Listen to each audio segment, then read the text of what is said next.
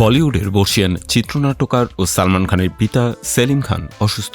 তাকে মুম্বাইয়ের লীলাবতী হাসপাতালে ভর্তি করা হয়েছে। হঠাৎ শারীরিক অবস্থার অবনতি হলে তাকে দ্রুত হাসপাতালে নেওয়া হয়। বর্তমানে তিনি আইসিইউতে চিকিৎসাধীন বলে হাসপাতাল সূত্র থেকে জানা গেছে। খবর পেয়ে হাসপাতালে ছুটে যান সেলিম খানের ছেলে বলিউড তারকা সালমান খান। হাসপাতাল থেকে বের হওয়ার সময় তাকে উদ্বিগ্ন অবস্থায় ঘোরাফেরা করতে দেখা গেছে। সংবাদ সংস্থা পিটিআইকে একটি সূত্র জানিয়েছে, মঙ্গলবার সকালে সেলিম খানকে ভর্তি করা হয়েছে।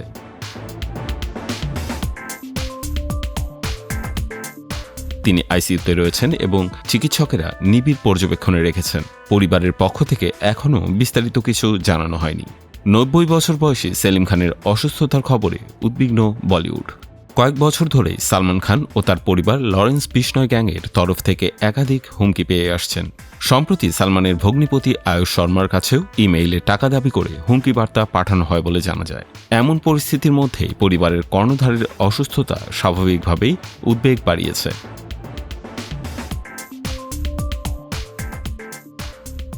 বান্দ্রার গ্যালাক্সি অ্যাপার্টমেন্টের নিকটবর্তী হওয়ায় দ্রুত লীলাবতী হাসপাতালেই তাকে ভর্তি করা হয়। হাসপাতালের বাইরে সালমান খানের সঙ্গে বাড়তি নিরাপত্তা ব্যবস্থাও দেখা গেছে।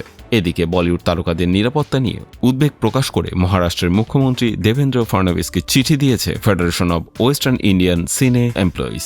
চিঠিতে বলা হয়েছে, সাম্প্রতিক সময়ে একাধিক তারকা হুমকি পাওয়ায় শিল্পীদের নিরাপত্তা নিশ্চিত করা জরুরি। সমালোচকদের মতে হিন্দি চলচ্চিত্রে সেলিম খান এক কিংবদন্তি নাম। লেখক জাভেদ আখতারের সঙ্গে জুটি বেঁধে তিনি ৭০-এর দশকে বলিউডে এক নতুন ধারার সৃষ্টি করেন। তাদের লেখা শোলে, দিওয়ার, ত্রিশূলের মতো সিনেমা আজও ক্লাসিক হিসেবে বিবেচিত। এই জুটির হাত ধরেই হিন্দি সিনেমায় অ্যাংরি ইয়াংম্যান চরিত্রের উত্থান, যাকে পর্দায় জনপ্রিয় করে তোলেন অমিতাভ বচ্চন। জাভেদের সঙ্গে বিচ্ছেদের পর সেলিম খান লেখালেখি চালিয়ে যান।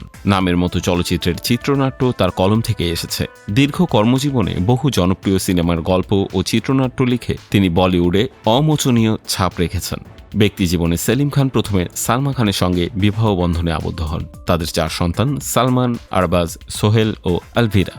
পরে তিনি অভিনেত্রী হেলেনাকে বিয়ে করেন। গত বছরের ২৪ নভেম্বর ৯০ বছর পূর্ণ করেন সেলিম খান।